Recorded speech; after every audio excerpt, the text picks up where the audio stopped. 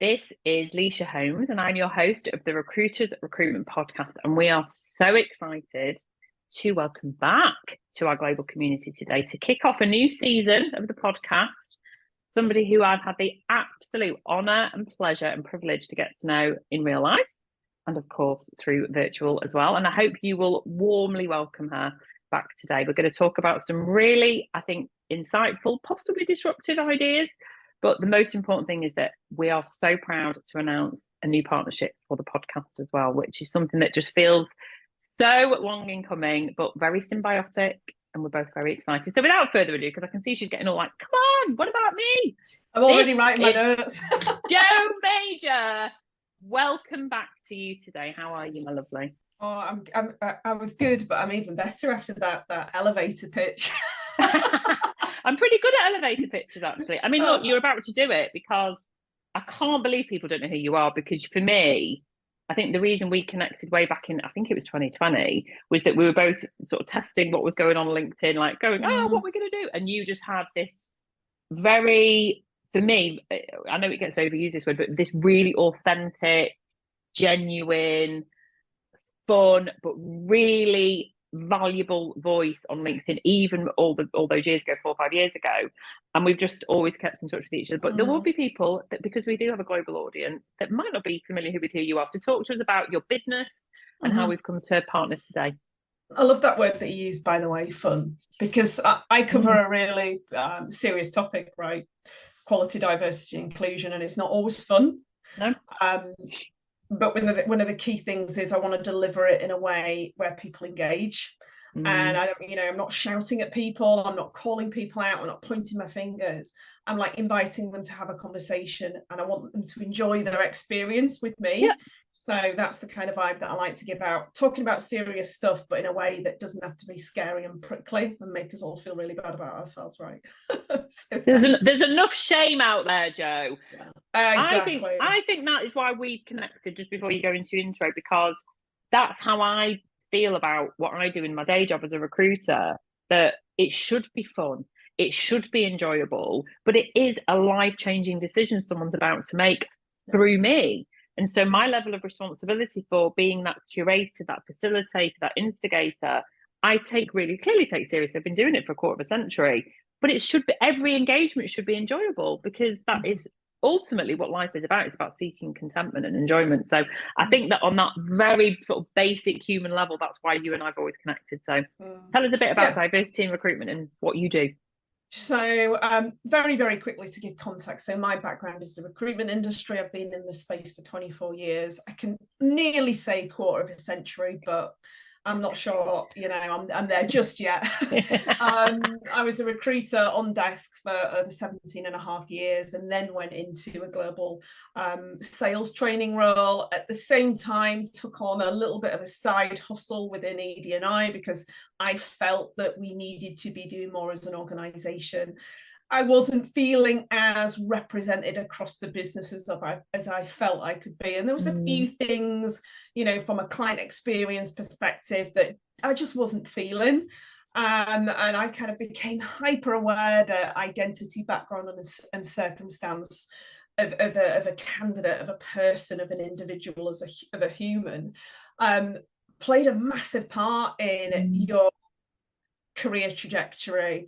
And the way that that recruitment businesses and our clients make decisions. And I guess that's what really kickstarted me with this idea of, okay, so if we've got if our clients have got this challenge with representation, diversity, inclusion, equity, and all of that stuff, and this was back in 2016, 2017. Right. I was going in front of law firms, going in front of city financial services, and they were like, what are you doing as a recruitment business to be able to help us with our diversity challenges? And I was like, if the recruitment industry isn't equipping itself with the knowledge and the know-how and the tools to be able to attract diverse talent, to improve the candidate experience, to break down barriers that candidates face, to challenge and tackle bias, discrimination, prejudice, how on earth are we ever going to be able to future proof and be able to have that toolkit to present to clients when we get asked about our capability and capacity to support?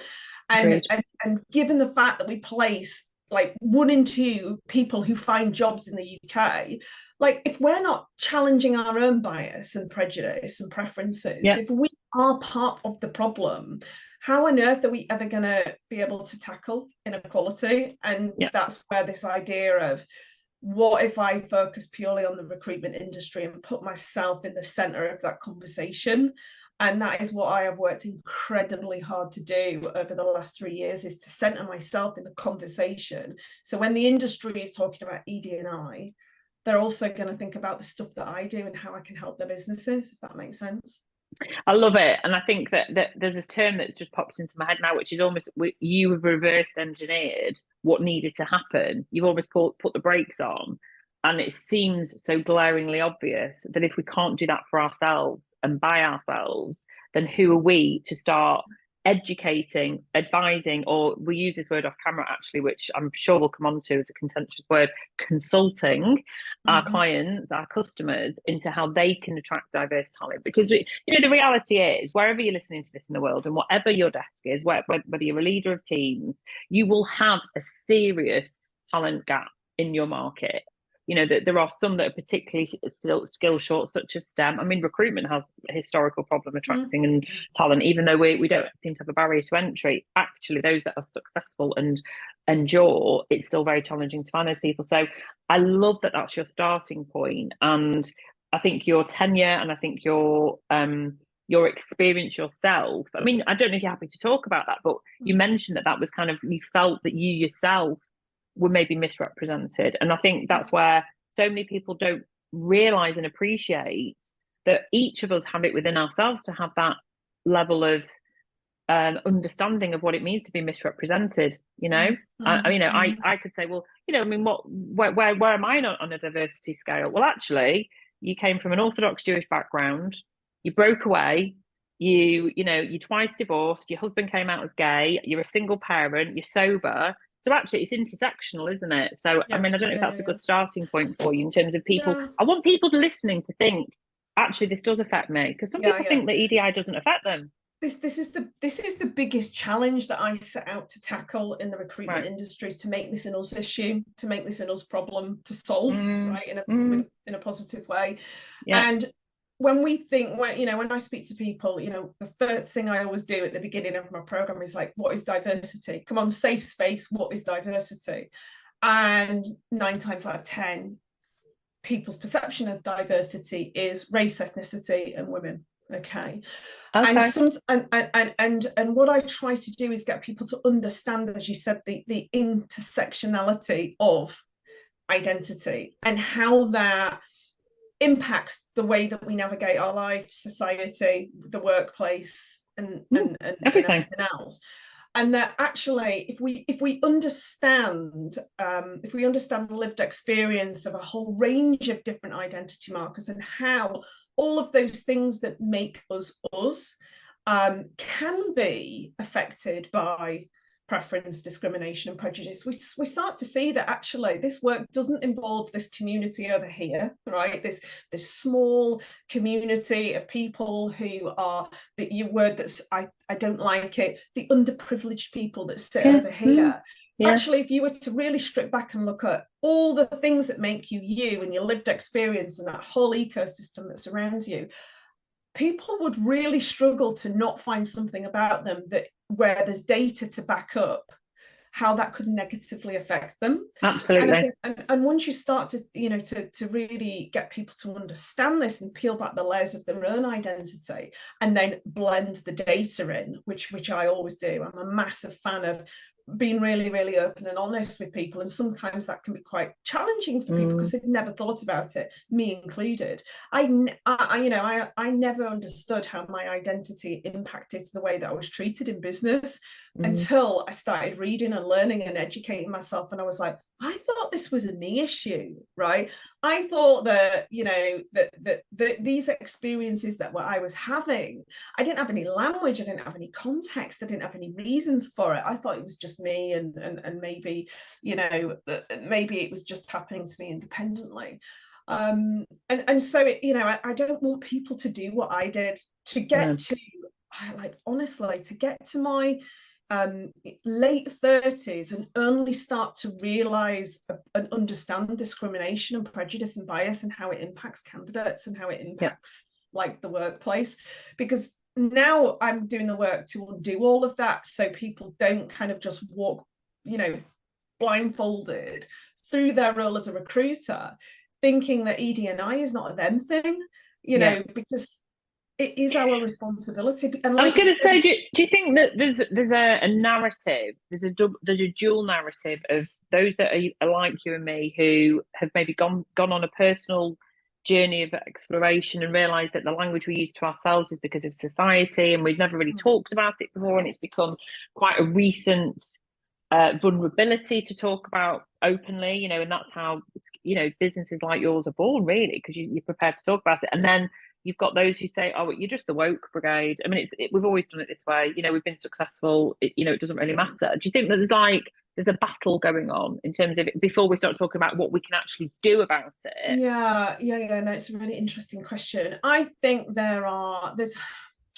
less and less people that are using that type of terminology. I think I'd like to think that, you know, progressive leaders and people in business have started to really understand that, you know, the negative use of the term work is something that's been created by a certain section of society and mainstream media. So I think it's, you know, I think that people have now have access to enough information to know the reality of inequality, and how it, you know, how it impacts them. I think over the last few years, you would have had to be in a real position of privilege for something in society to not have had a real negative impact on your life, right? It's been a really, really challenging time. So I think that what it is the biggest, I think there's an acceptance that there's a huge amount of inequality, and people are passionate and driven to, you know, the amount of people say I really care about it, but it's really understanding how that impacts us as a business. And how can we do the work to make our businesses stronger? How do we connect this into client services? How do we connect this into improving our brand and our reputation? How do we use this stuff to improve the candidate journey and experience? Most importantly, right, speaking to recruiters, how do we use this to be more successful, win more new clients, build out our market share, and ultimately be better, more profitable and commercial? That is the biggest challenge. And I think, and that's where, you know, I see the real differences, where it's a nice to have versus the commercial side of it, and that journey that people go on to, I care about this too, my business cares about that. I do, and I'm really pleased that you brought up the commercial aspect of it, because I think for me, if I think about my business, my clients, my stakeholders, our audience, you know, it's predominantly recruitment business owners, recruitment leaders, people who are actually working the job. From an onboarding experience, you know, right the way through somebody's career, this is, for me, it's a basic foundation, which obviously for so many has been missing until it's become much more prominent in how we think. But it's when leaders recognize the profitability aspect, the productivity aspect, that actually there is a benefit to you listening as a leader to really think about this and to forensically understand why improving your own diversity and inclusion as a business owner in recruitment will have a direct impact internally, but actually externally as well, which will then reap all the benefits. So I just think that's such a brilliant sort of starting point as to why I just want, if just one person listening to this can make a change and to really stop and think, maybe hasn't taken it on board, that's the reality. So, and you've mentioned data, and of course I know you love data, and I think it's really important because it underpins everything that we say. This isn't just about Leisha Hens going, oh, I think this is what's happening.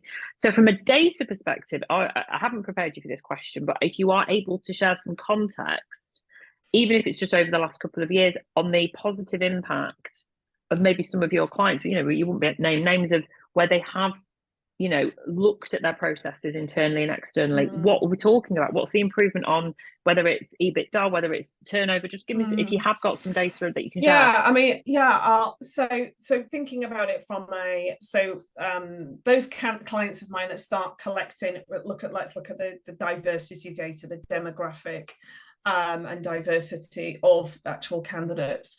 What they've seen is, due to making tweaks and changes within their, you know, their job adverts, you know, the stuff that they've got on their website, their LinkedIn profiles, they've seen a noticeable difference in the number of, for one particular client was telling me a couple of weeks ago about the increase that they've seen in the number of women applying to the roles by just changing the way that they take their roles out to market. You know, they've seen more disclosure rates. Candidates are trusting them more with their diversity and demographic information. So they're seeing kind of higher return rates on surveys, for example. Right. They're seeing, as soon as they start to go out there with the detail about flexible and hybrid working, they automatically see an improvement again in the number of women that are applying. Funnily that. Some of them are like, we've literally seen a 50% uptake of women in our shortlist. You know, we can crunch the data. In markets where we've constantly told ourselves that women are just not here, they've started to really, really show They are up. here. They're just hiding in the shadows, waiting for. Wow. We also see things like just in terms of, you know, win and retained. I mean, I'm obsessed in helping recruitment businesses understand how they can build out their retained and exclusive proposition. As soon as the client mentions diversity is important to us, we want more representation, you know, because I've enabled my clients to then take that down the road of, well, this is what this will look like for you, you know, actually being able to convert clients that would normally work contingent into the exclusive, but, you know, ultimately the retained.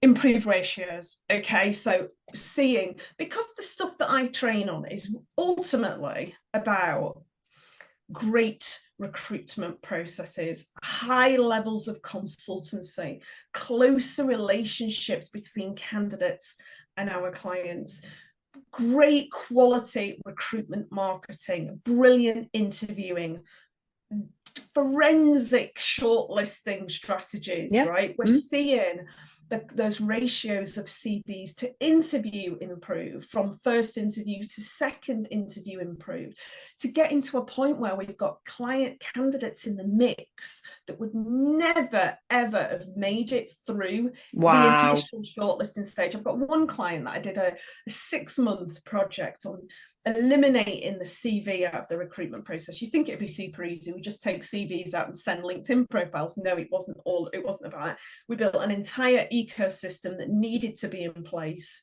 including hiring manager training around taking the CV out. We looked at accessible assessment-based applications and proper inclusive interview process. And 4 of their main FMCG clients, and these are major brands, hired senior leaders from outside of the sector. Wow. And there you go. They never would have done that. Never have done it. Everything that you've said there is, for me, how that's almost the nemesis that is probably, for so many recruiters, passed them by. But that's how for me, it's how it should have always been done. But I absolutely love those examples that you've given. So being a little bit contrary, because I know that you embrace technology, those recruiters who are incorporating ChatGPT, AI as part of their assessment process, what are your thoughts on that? What are you seeing, any early data on the impact, whether it's negative or positive, on EDI? Well, do you know what? I am actually a real ambassador of using technology, using ethical AI, okay? Yeah. We've always got to be aware, if we are programming human bias into the learning, into the training, right? Machine learning will just take those biases and preferences and duplicate them a billion times, and we'll never get to understand why the decisions have been made. We know that, right? So if we're using ethical AI and we're actually making sure that we qualify our AI providers and show me the evidence that this is ethical, show me the evidence that this supports inclusion, right? Show me the evidence that this doesn't replicate human biased decision making. Great, let's do it. Show me the mechanisms that enable me to flag up any potential biases that might be happening. All for it. I honestly, this might be a controversial opinion, but I think that recruitment has become so transactional and so diluted and so quick and fast that if AI is going to help us write better job descriptions and create, with the right commands, I can feed in a really wonky, messy JD, and with the right commands, I can instruct ChatGPT-4 to rewrite that job description. Yeah. Taking out gendered language, taking out, build this job description for inclusion, and various other commands that would Agreed. And now you've got it. You've got your job description, and when people say, job adverts written by AI, it's going to be the death of the industry. I'm like, have you seen what's up there? Because I was just about to say, I'm sure there's a lot of people that would agree with you on that. I think that's such a nice segue. We're not finished, by the way, but with what you said if I think back to your intro, the fun and the enjoyment aspect, I think that recruitment, if it's transactional, where's the fun?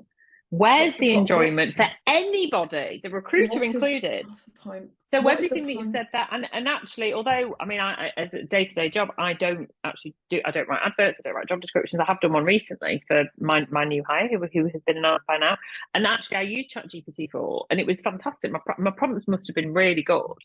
All about the and it was fantastic, commands, and it came back within about 30 seconds, and it was I added to it. I added a few things to it, but it was phenomenal and saved me hours. If I think back to when I wrote a job description for Shannon 7 years ago, it took me hours, if not days, because I kept distracting myself.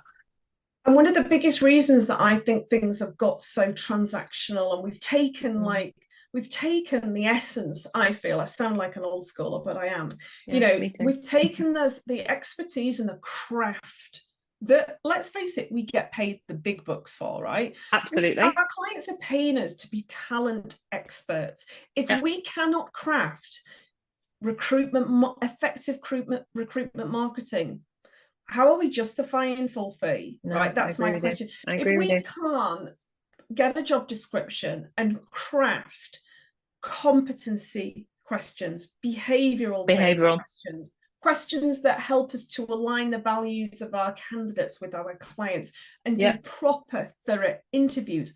What are we being paid for? Where's the craft? And again, we can use, I use AI through everything at the moment. So I use Otter AI for all of my meetings. And Otter AI and all its kind of like competitors can be incredible tools for taking candidate notes, right? When you do it, we get paid, I would like to say, we get paid to do deep dive interviews with candidates. And then it's our job to present everything that we've learned about that candidate's capability, competence, behavioral, cultural fit. We get paid to then present it to the client.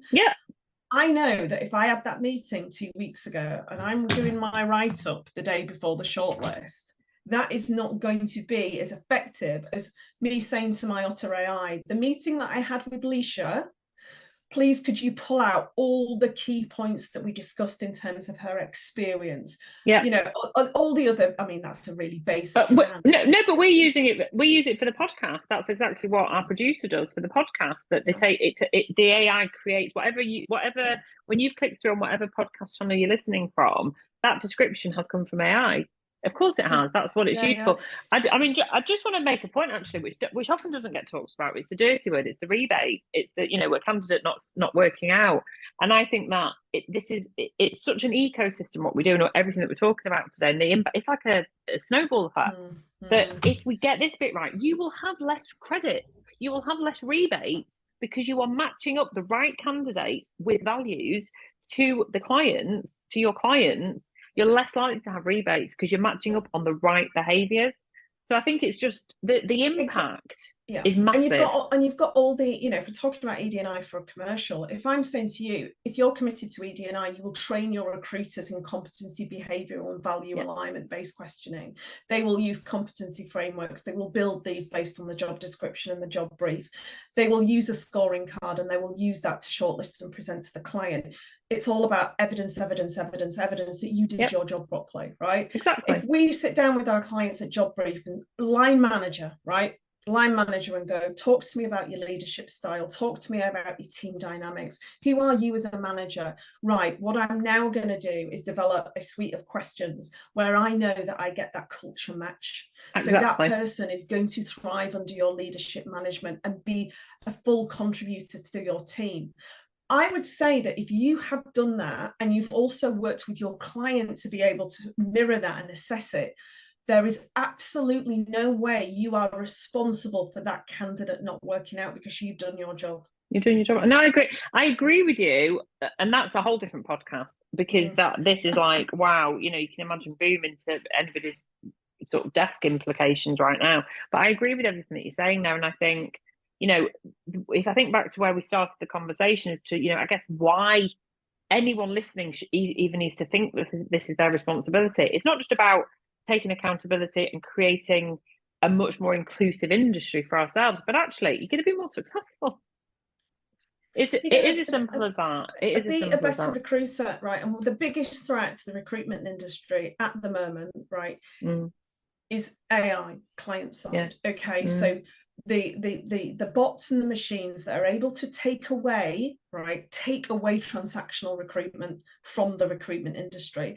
And it is absolutely my belief that if you can't prove that you're better than automation, that you're better than AI, in a few years' time, the products will be so sophisticated that have been sold to our end clients that I don't think we'll be able to justify our services. No, so unless we're on top of it and we go back to like proper consultancy, proper talent attraction, expertise, and really build out our suite of products for our clients, how are we going to compete against something that does it twice as fast?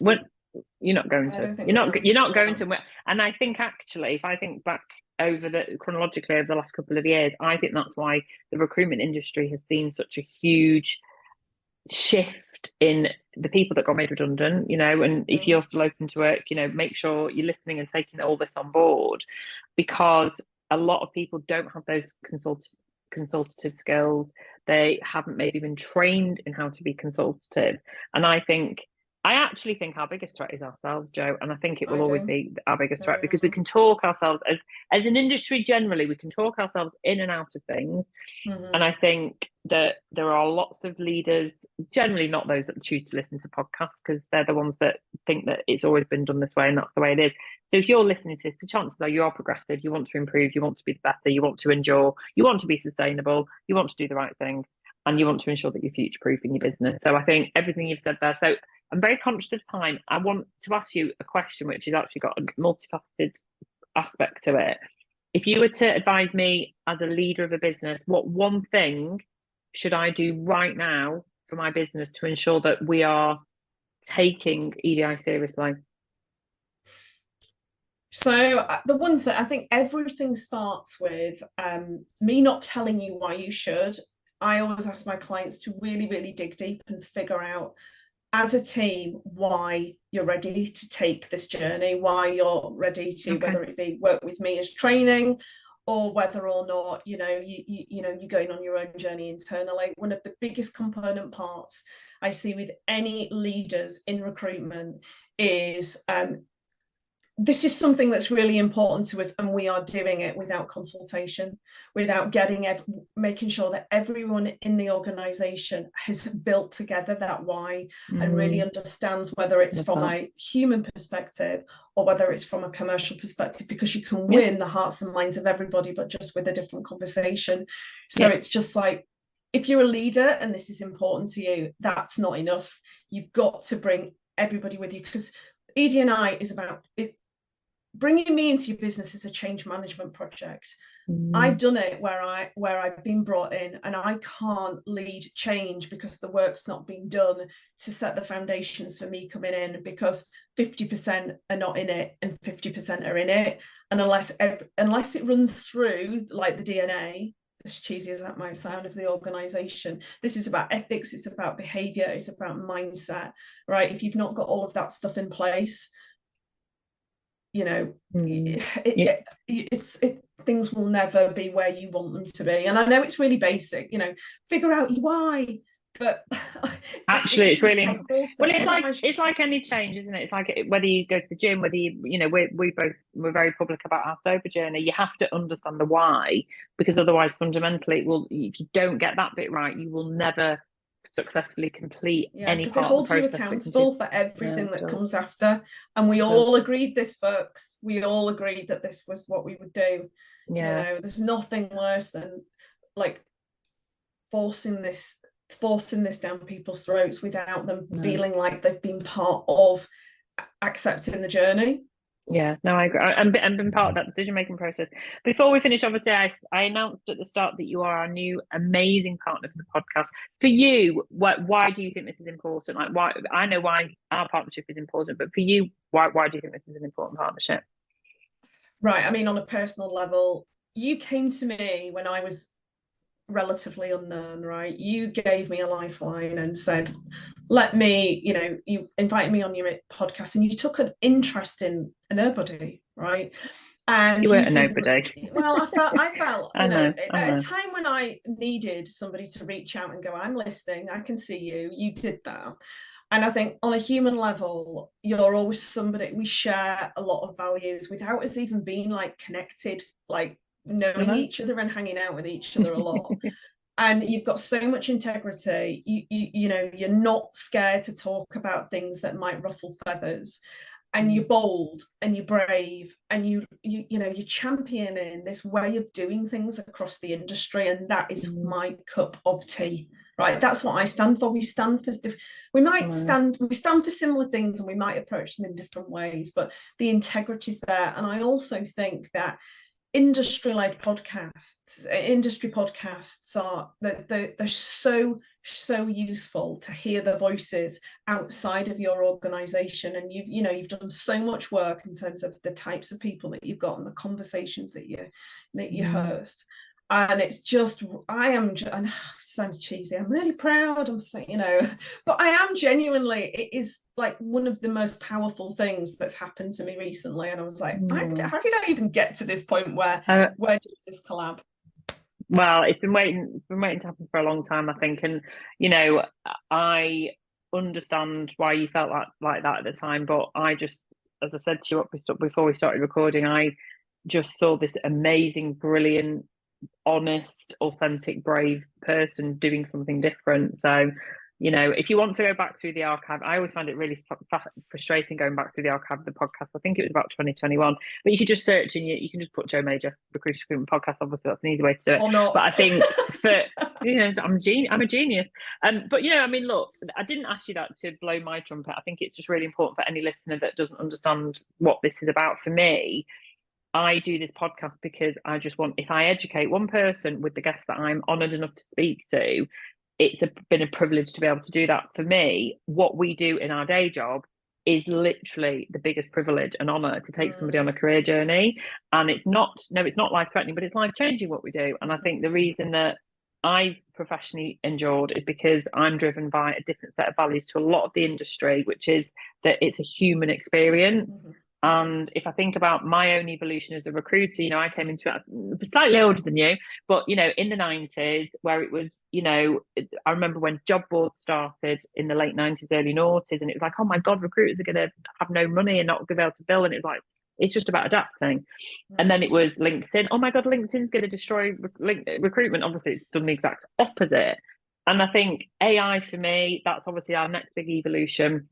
And I agree with everything you've said. And even when I think back to Mo Gawdat being on Diary of a CEO, and I had a genuine panic attack listening to that. And I remember where I was walking when I was listening to it, I had to physically stop listening, thinking, oh my God, we're all going to be extinct, and going, what are you doing, Stephen, having him on? And I mean, I love Mo. Mo's brilliant. But I realised it was all hooks. And if you actually listen to the whole podcast I'm referring to, it's all very much, we don't need to worry, we don't need to be on this journey. We can change the way that we use this thing. And I think that if I forecast, who knows what's going to happen over the next decade, the next 20 years even, I think if you're on the early stages of your recruitment career, this will just become the norm for you. But I think those who have been in recruitment through a more sort of evolutionary path, we will use this the way that we use LinkedIn, the way that we learn to use WhatsApp, the way that we communicate. But at the heart of everything, and there is a reason I've said all that, the heart of this all is the human being that we're engaging with,